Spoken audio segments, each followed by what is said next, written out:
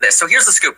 It sounds like Nancy Pelosi and top officials close to her are warning that if Democrats swing too far left, they'll be certain to lose the Georgia runoff coming in January.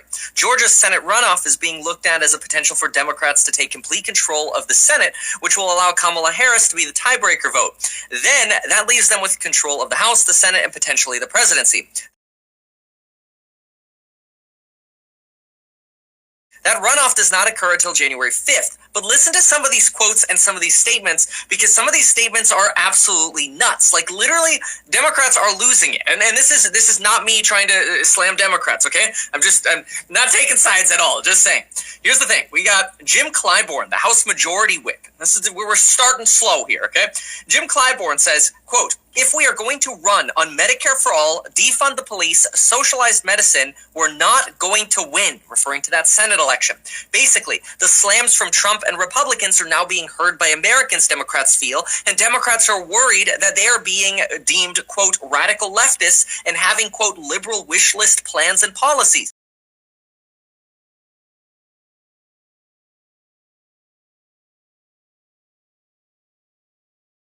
Including police defunding, the expansion of the Obamacare program, aka the Affordable Care Act, now being called Biden Care, tax changes, the Green New Deal, and so on and so forth. So Democrats are citing these warnings because they're trying to understand why they didn't win as big as they expected to on Tuesday. Instead of winning big, they actually lost seats in the House, and races were much tighter than they expected. And so now everybody's basically pointing the finger.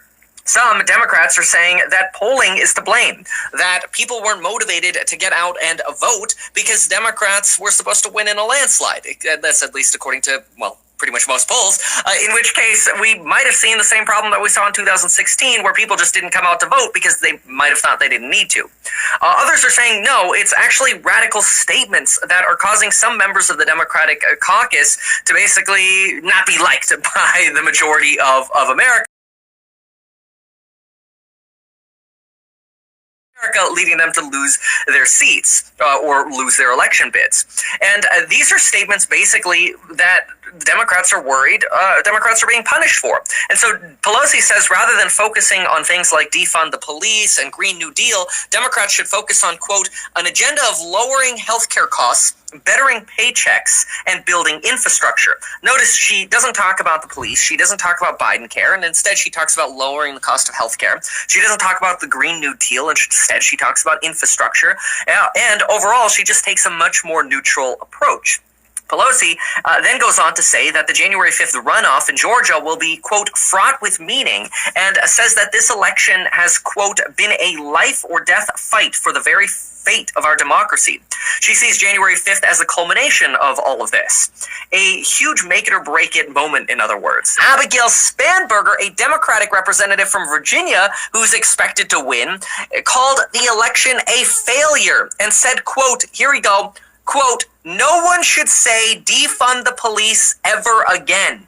Going on to say, quote, and she's a Democrat, going on to say, quote, nobody should be talking about socialism.